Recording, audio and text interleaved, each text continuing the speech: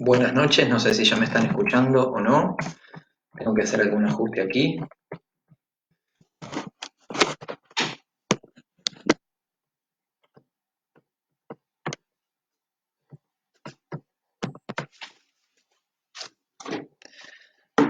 Bueno, creo que ya me están escuchando.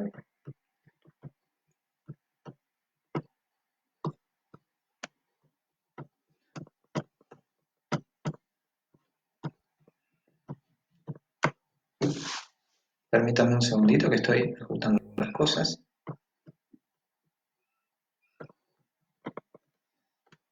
Bien, no tengo aquí feedback, no veo el chat del costado. Ya voy a ver cómo lo soluciono. Aquí está, sí, aquí veo el chat. Perfecto, bueno. Vamos a comenzar ahora en un minutito.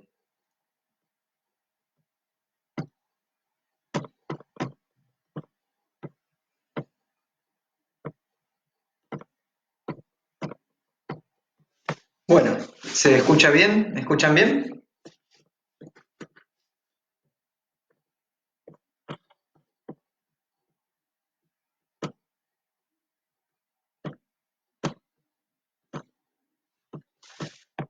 Bueno, usted me dirá, Salvador, cuando se escuche bien, si ya podemos arrancar, si se oye correctamente.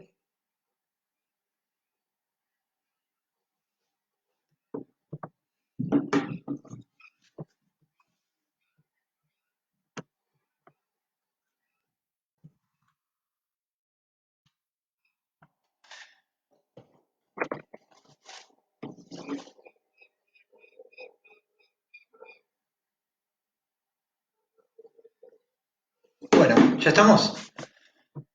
Perfecto. Bueno, comencemos entonces. Fantástico, comencemos. Bueno, ¿de qué vamos a estar hablando hoy? Vamos a estar hablando un poquito sobre qué pasa en nuestro cerebro cuando estamos tocando, ya sea estudiando o cuando estamos tocando en público. Esto es muy útil tanto para los alumnos como cuando somos profesores, porque vamos a poder aplicar algunas técnicas también para nuestros alumnos. Principalmente, bueno, nuestro cerebro, ustedes saben que estamos manejando de manera prácticamente instantánea un montón de información. Básicamente, el cerebro lo que está haciendo casi constantemente son tres funciones. Una es percibir la realidad que viene desde afuera, otra es, con esa información que recibe de los sentidos, el tacto, el gusto, la vista, el olfato, va a procesar esa información y luego va a tomar una o no una acción al respecto.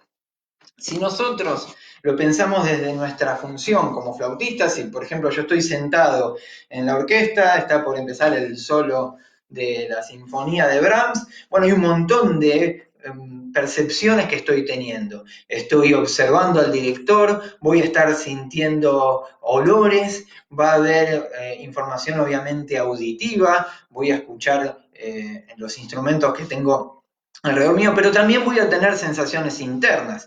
Cómo está la silla, está cómodo, no está cómoda, si tengo ganas de hacer pis, si tengo sed o lo que sea. A esa información que está recibiendo cuando estamos tocando música, nosotros le ponemos el foco principalmente, en ese momento le vamos a estar poniendo el foco a la partitura, en el caso de que no sepamos la partitura de memoria. Pero de todas maneras, esa información que vamos teniendo la vamos a procesar y vamos a imaginar, vamos a racionalizar, y en base a esas decisiones que tomemos, vamos a hacer un impulso motor, o sea, vamos a tomar una decisión y vamos a tocar el pasaje de una determinada manera. Entonces, resumiendo, tomamos la información, la procesamos y la sacamos hacia afuera. Pero eso no es todo para nosotros como músicos. ¿Por qué? Porque tenemos una retroalimentación prácticamente inmediata. En cuanto yo comienzo con el primer sonido, ya estoy haciendo ajustes automáticos, es decir, estoy ajustando un poquito la afinación, estoy tratando de empastar con el clarinetista o estoy tratando de cambiar el timbre o lo que sea. Y todo eso se produce a una velocidad realmente prácticamente imperceptible. Imagínense lo que dura una semicorchea en el concierto de Ver. Bueno, nosotros cada semicorchea estamos haciendo pequeños ajustes. diferentes. Entonces, vamos a ver cómo es que trabaja ese cerebro, cómo hacemos para lidiar con todo eso. Bien, no voy a ahondar demasiado en las cuestiones técnicas porque nos iría toda la vida prácticamente comprenderlo, pero básicamente lo que tenemos que saber es que nuestro cerebro procesa la información principalmente a través de las neuronas. A ver si se llegan a ver ahí. Ahí está. Este es un bello dibujito de las neuronas. Ahí vemos el núcleo de la neurona y vemos que tiene como si fuese una prolongación. Esa prolongación se llama axón. Lo que hace la neurona es comunicarse con otras neuronas a través de impulsos eléctricos y lo hace justamente a través de esa prolongación que se llama axón. Imaginemos como si cada neurona fuese una antena de celular que está ubicada dentro de un país. Hay millones bueno, no hay millones de antenas de celular en un país, pero sí hay millones de neuronas que están haciendo constantemente un montón de conexiones. Esas conexiones, como les digo, se hace a través de impulsos eléctricos. Ahora bien, ¿qué tiene que ver esto con nosotros como músicos o cómo es que aprendemos, cómo se maneja esa información en nuestro caso? Bueno, un señor que se llamó Anders Ericsson descubrió hace no mucho tiempo atrás, que a medida que yo realizo una acción, ya puede ser física o un pensamiento, y lo repito una y otra vez, ese axón, que es el que va a mandar la información a través de un impulso eléctrico, cada vez que realizo dicha acción se va recubriendo de eso que vemos ahí, que parece como si fuese una manguerita, que se llama mielina y es un tejido graso. Cada vez que, por ejemplo, yo toco el pasaje de Mozart, cada vez que lo estoy tocando, estoy generando una nueva capa de mielina. ¿Y para qué sirve eso? ¿En qué nos beneficia a nosotros? Nos beneficia porque esa capa de mielina lo que hace es evitar que la energía, que la electricidad que se traspasa a través de ese axón y a través de las neuronas se pierda, se vaya para otro lugar. Hace que el impulso eléctrico o la acción que voy a realizar se concentre esa energía y no se pierda hacia los costados. Vieron que en las antenas de celulares muchas veces perdemos la señal. Bueno, lo que haría la mielina en este caso es permitir de que toda esa información, que en este caso no es más que un impulso eléctrico, pueda viajar y sin perder ni potencia y que además tenga mucha velocidad. Ahora, si fuese así, con que yo solamente repita ciertas acciones, ya me volvería un experto en cualquier área. Bueno, acá está la parte interesante. Anderson lo que descubrió fue que no sirve cualquier tipo de práctica. O sea, si yo me pongo a tocar este pasaje una y otra vez sin sentido, no necesariamente voy a obtener los beneficios que estamos buscando como músicos. Y aquí es donde aparece un concepto relativamente nuevo, que es el que se llama la práctica deliberada.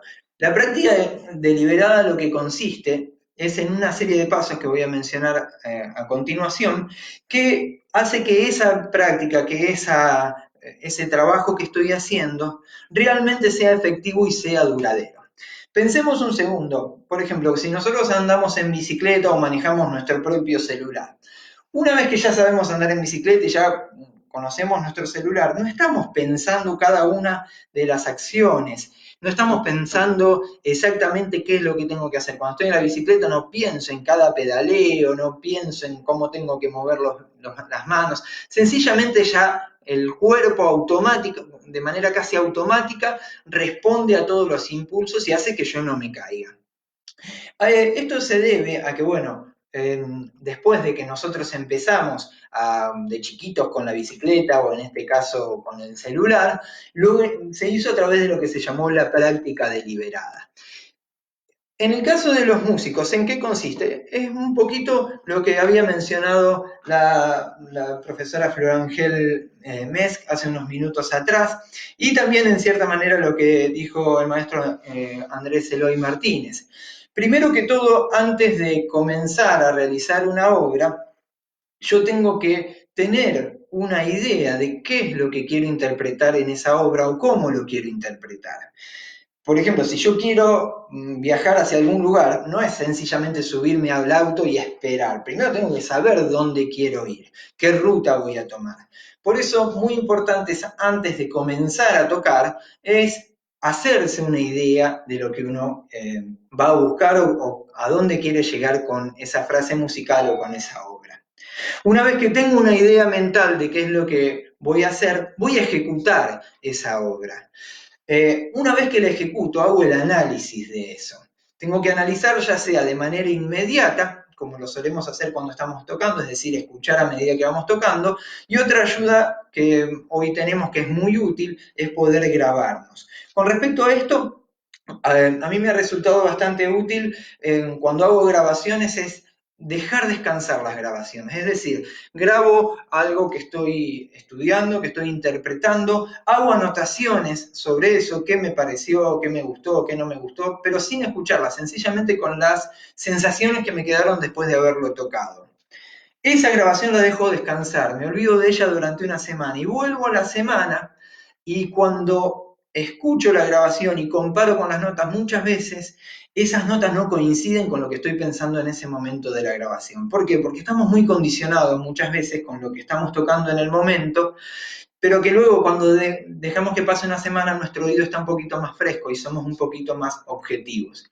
Por eso la utilización de la grabación es muy útil para hacer ese análisis.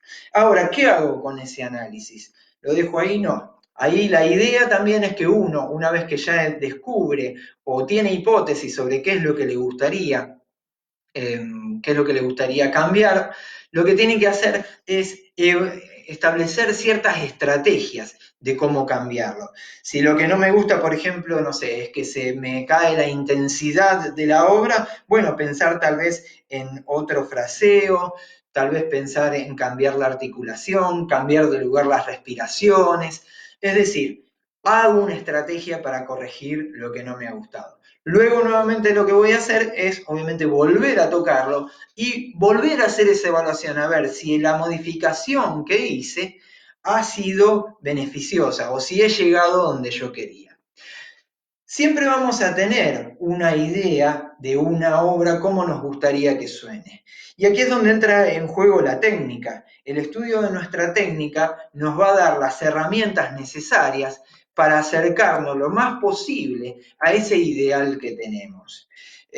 Y los caminos para llegar a esa obra ideal son infinitos, o sea, hay infinidad de variaciones que yo puedo hacer en una obra, como decía antes, en el fraseo, en la intensidad, dinámica, articulación, que va a producir cambios distintos. Ahora, si yo sencillamente me quedo con la primera impresión que tengo de la obra y la primera forma que tengo de tocar la obra, voy a estar perdiendo un montón de oportunidades de experimentar.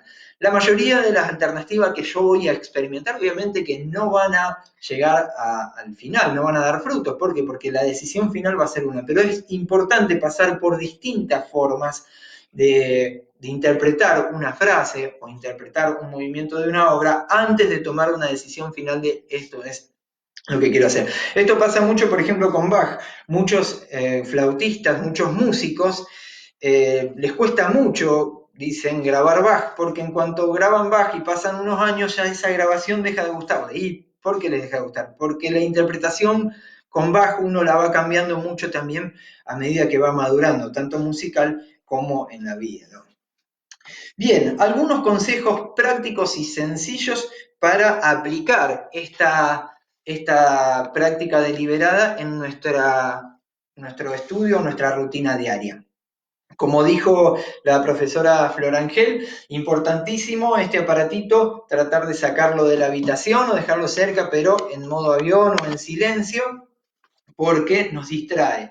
Y no es que es obvio que nos distrae, pero el problema es que si estamos en el medio de una frase, estamos interpretando, nos saca completamente del lugar, nos saca y le cuesta al cerebro volver a acomodarse y tener el mismo estado de ánimo y la misma intensidad que tenía antes de que suene el aparato. Por eso es importante tratar de evitar los estímulos que hoy nos ofrece la tecnología.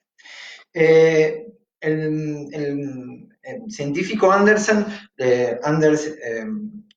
lo que descubrió también era que eran aproximadamente 10.000 horas las que necesitaba una persona para volverse experto en esa área. Puede ser un deportista, puede ser un científico, pero eso implica obviamente repetición, repetir, repetir, repetir, pero no de una manera automática. Y aquí está el gran punto, sino que tratar de que el foco de atención yo pueda sostenerlo en lo que estoy estudiando.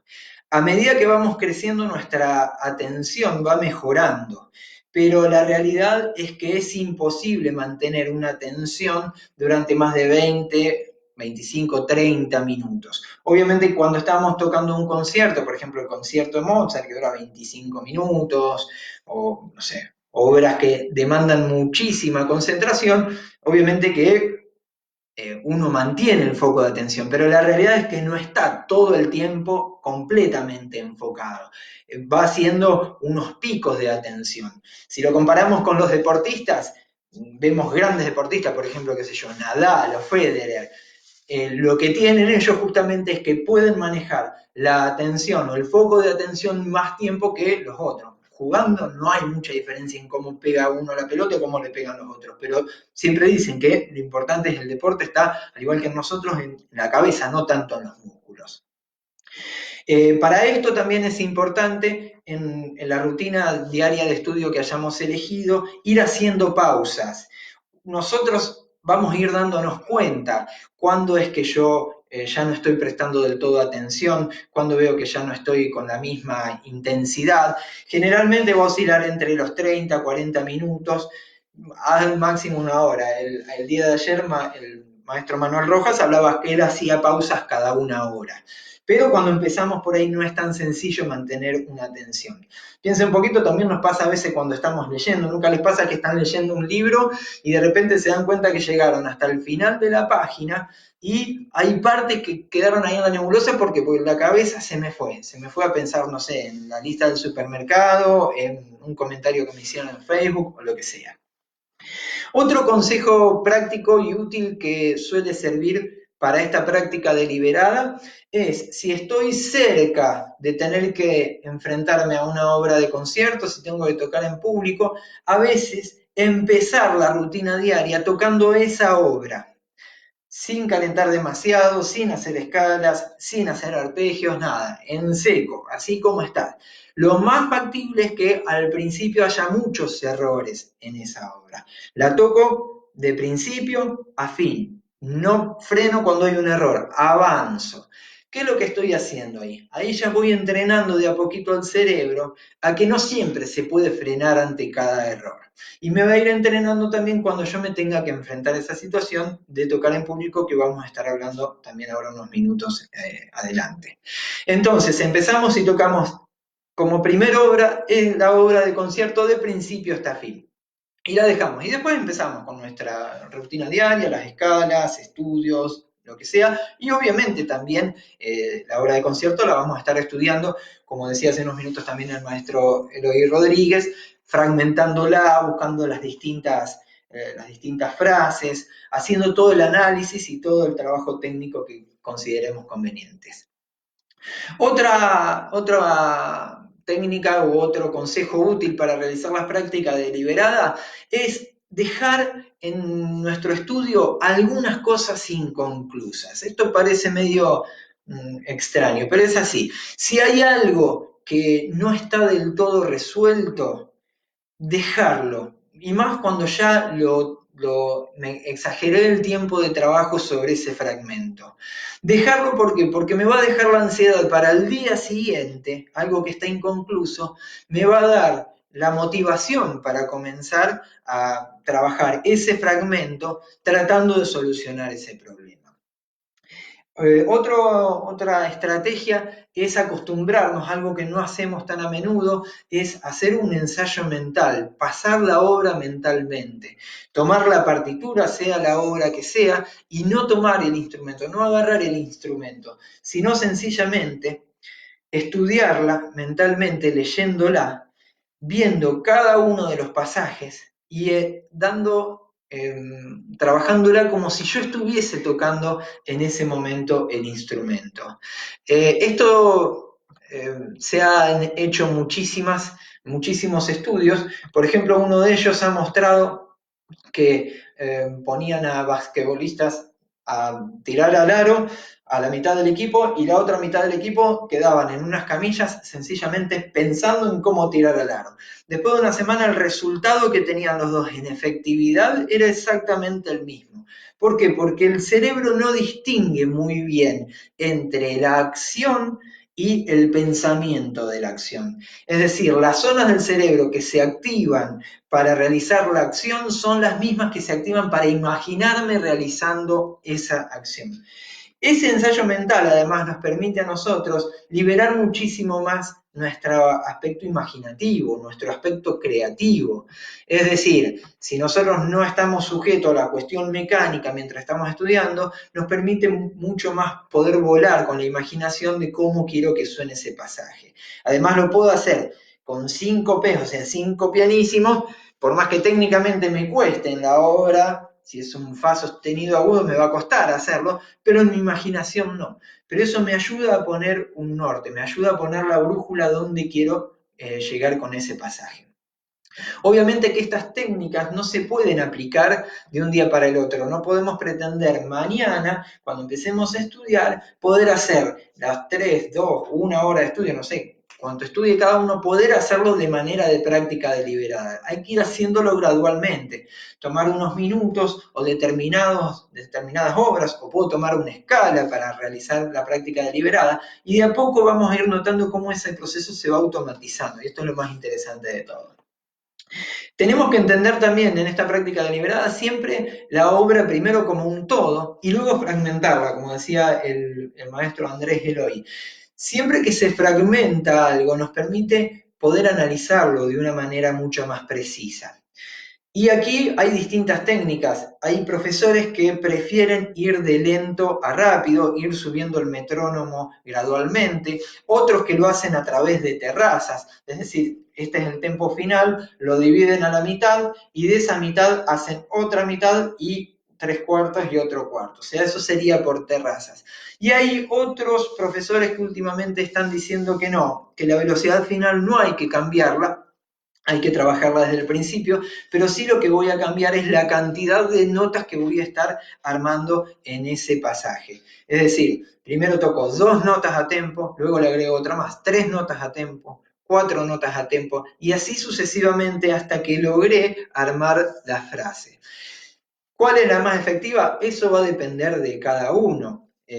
A mí particularmente hay algunas cosas que me resultan más prácticas o más efectivas bajarle el tempo para escuchar en detalles el sonido, cómo es la articulación, el fraseo, etcétera, y otras que me ha resultado más efectivo tomar la obra desde el principio a tempo y sencillamente ir fragmentando la cantidad de notas. Obviamente que también las variaciones en las articulaciones, las variaciones en las dinámicas ayudan muchísimo a entender la obra y a tocarla no de una manera automática. Otra cosa que es muy útil también, por lo menos a mí me ha resultado bastante divertido, si se quiere, es no estar siempre trabajando con el mismo método. Ustedes saben que hay muchísimos libros de escalas, muchísimos libros de arpegios, muchísimos libros de técnica del sonido, ir cambiando. Por ejemplo, trabajar un mes, si voy a trabajar escalas, un mes trabajo con Muis, o 2 meses, al mes siguiente trabajo con Tafanel, luego, qué sé yo, el libro de Walfrid Kujala, trabajar el Reicher, todo el abanico de técnicas que hay, utilizarlos, pero de esta manera lo que hacemos es que no nos cansamos, lo que intentamos en todo momento es no poner el piloto automático. Si vuelvo a la comparación, imagínense cuando ustedes, aquellos que manejan, no están pensando todo el tiempo que tengo que poner el cambio, que tengo que doblar, ya lo hacen de una manera automática. Y con la flauta nos pasa un poquito lo mismo.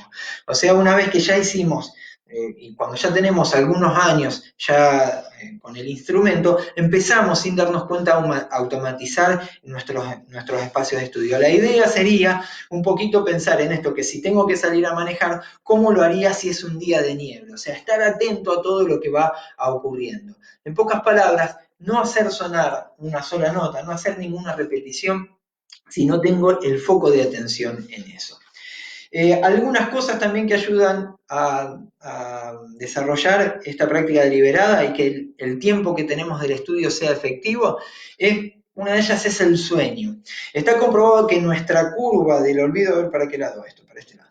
La curva del olvido, nosotros en cuanto aprendemos algo, automáticamente ya empezamos a olvidarlo. Y esa curva llega prácticamente a 0 o 10% de lo que recordamos después de las 8 o 10 horas de haberlo aprendido.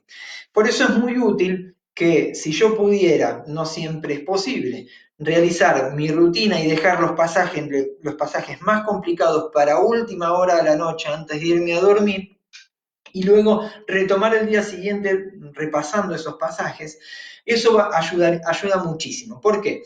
Porque es durante el sueño cuando nuestra memoria de corto plazo va a trabajar y va a producir los mecanismos necesarios para que eso que aprendí quede en la memoria a largo plazo.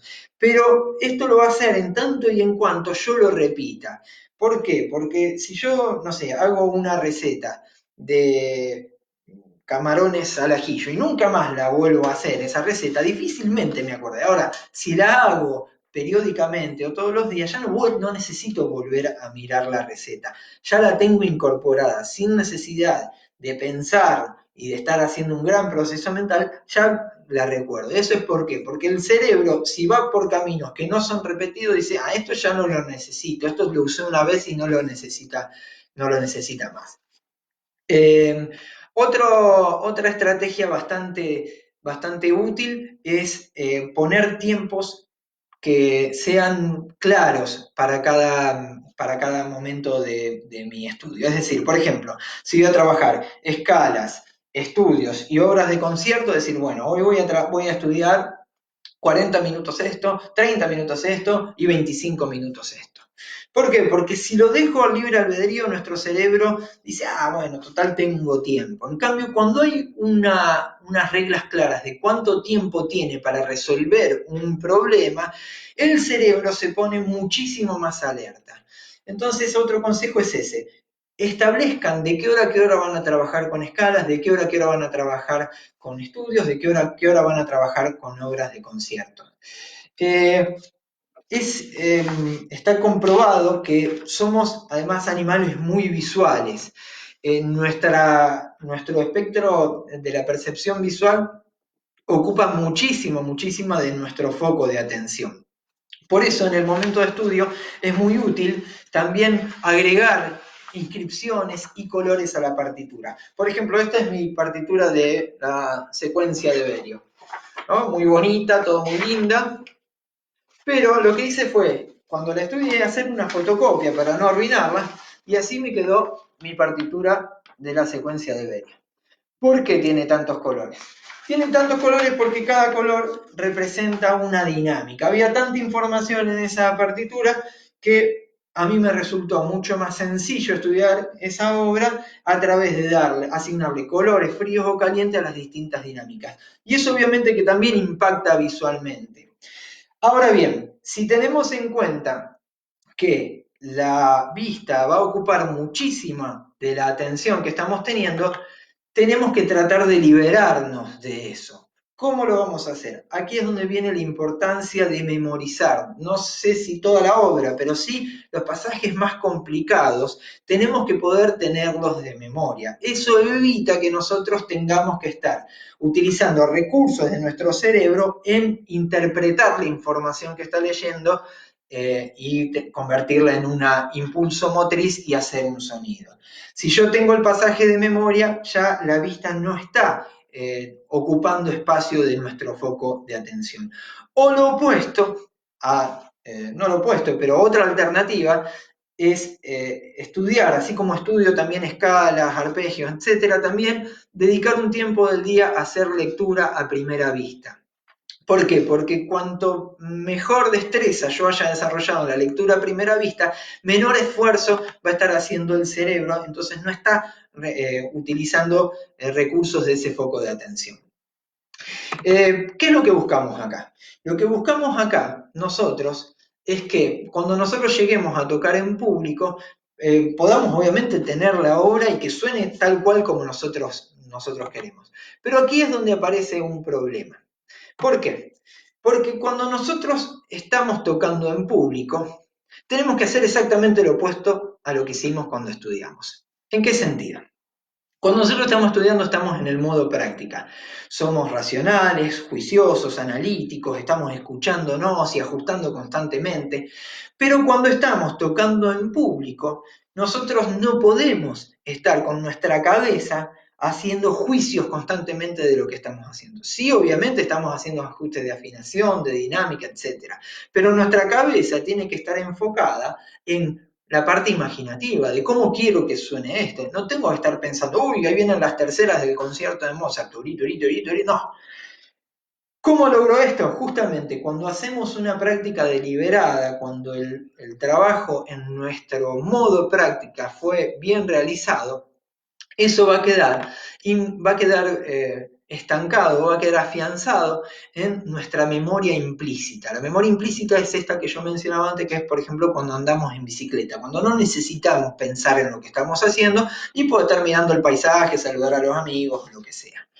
Ahora, cuando la memoria implícita no funciona y estamos en el escenario por empezar a tocar o estamos tocando, ¿qué es lo que pasa ahí? Recurre el cerebro a la memoria explícita, que es racional. Y justamente el cerebro en su instancia racional, lo único que va a poder hacer, va a poder tratar de solucionar las cosas lo mejor que pueda, pero no va a estar desde el aspecto que nosotros queremos, que es desde lo creativo, desde el fraseo y todo lo demás. Sencillamente lo que va a tratar de hacer es a los manotazos, tratar de mandar las señales para que suenen.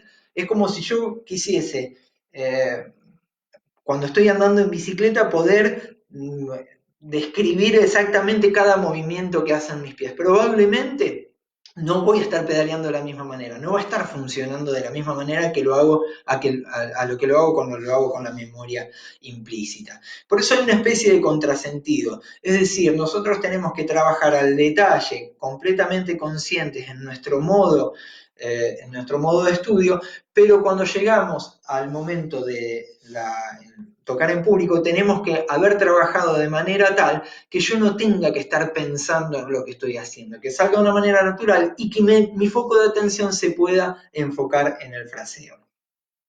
Esto cómo lo logramos no es sencillo, hay personas, excelentes músicos que incluso durante muchos años no han podido tocar en público y han tenido que dedicarse a grabar solamente porque no podían atravesar esa barrera de estrés. Pero bueno, algo que es indudablemente importante es que así como estudio en mi rutina diaria, estudio los distintos aspectos técnicos, también reservar un espacio de mi rutina, no necesariamente diariamente, pero al menos semanalmente, para hacer una práctica de tocar en público. Es decir, tomo unas 2, 3 obras, no muy largas, y me propongo que voy a tocarlas desde el principio hasta el final como si estuviera en público. A esto le tengo que sumar un poquito también de imaginación y también aprovechar e imaginarme que hay público adelante, qué sensaciones voy sintiendo. Hay gente que le transpira las manos, por ejemplo, le suben las pulsaciones. Bueno, si yo logro engañar a mi cerebro y generar esas sensaciones dentro de mi ámbito de estudio, ya estoy acostumbrándolo un poquito al cerebro a qué es lo que va a ocurrir. Y eso, bueno, indudablemente que es beneficioso. Otra cosa que hay que tener en cuenta es el manejo del error. De esto habla muchísimo Don Green. Explica que nosotros no podemos pretender tocar o dar un rendimiento del 100%. Si yo voy a tocar el concierto de Nielsen, por ejemplo, no puedo pretender que sea el 100% de lo que yo puedo brindar. ¿Por qué? Porque hay infinidad de factores que me lo van a impedir. Don Green habla de llegar a tener un nivel óptimo de rendimiento que oscila entre el 93 y el 97%. Y esto, si nos ponemos a pensarlo, fíjense que es bastante certero. Años atrás, cuando solo se escuchaban grabaciones, obviamente todo sonaba perfecto. Si escuchamos grabaciones de cualquier flautista de la década del 70, 80, 90, funcionaban de manera perfecta porque tienen como 2000 cortes cada obra para lograr antes de grabarse. Ahora, hoy día con YouTube, que tenemos acceso a un montón de conciertos que han sido grabados en vivo, vemos que muchas veces se producen ínfimos, pero errores al fin. La búsqueda de la perfección es autodestructiva para nosotros como músicos. Lo que tenemos que apuntar es al lugar óptimo, de nuestro lugar óptimo de donde estamos en el equilibrio entre no la perfección, pero sí lo mejor que podemos hacer. Otra cosa que ayuda muchísimo es centrarnos. Centrarse es, por ejemplo, lo que hacen los tenistas antes de sacar, vieron que golpean la pelotita contra el piso. El golfista antes de pegarlo, vieron que hace como un golpe en el aire. Eso lo hacen para centrarse, para poner su cabeza en el aquí y el ahora. Es muy importante aquí también la respiración. El tiempo no nos da demasiado ahora para explicar en detalle, pero lo que es importante es investigar cómo logro yo centrarme en el aquí y en el ahora, y es en ese centrarme donde voy a imaginarme cuál es esa primer frase. Obviamente que hay frases que no hay forma de no pensarlas antes de comenzar. Por ejemplo, si voy a comenzar la suite de Poulenc, imposible porque estoy empezando yo. O sea, si yo no la pensé antes, es casi imposible. En otros casos es un poquito más sencillo. Por ejemplo, el concierto en re mayor de Mozart son como 30 compases que la orquesta empieza y luego empezamos nosotros. Ahí es relativamente más sencillo. No va a estar esperando 30 compases en la orquesta y vos mirando el celular o mirando cuánta gente hay en el gallinero del teatro. Así que, bueno. Entonces, en resumidas cuentas, lo importante, y resumiendo ya porque veo que ya me estoy extendiendo un poquitito del tiempo, es profundicemos un poquito, media hora no es suficiente, profundicen sobre lo que es la práctica deliberada. Hay un montón de videos en YouTube, se está utilizando muchísimo, no solamente en la música, sino en infinidad de áreas. Es todo bastante nuevo, pero hay bastante material. Lamentablemente, material bibliográfico no hay demasiado. Casi todo lo que está escrito está en inglés todavía. Bueno, más adelante supongo que ya vendrán las traducciones. No solamente entonces la práctica deliberada, sino también trabajar sobre cómo voy a hacer para cuando toque en público, o sea, trabajar en modo tocar en público y no tocar ni una sola nota de manera automática. Esa sería un poco la búsqueda final que tenemos todos.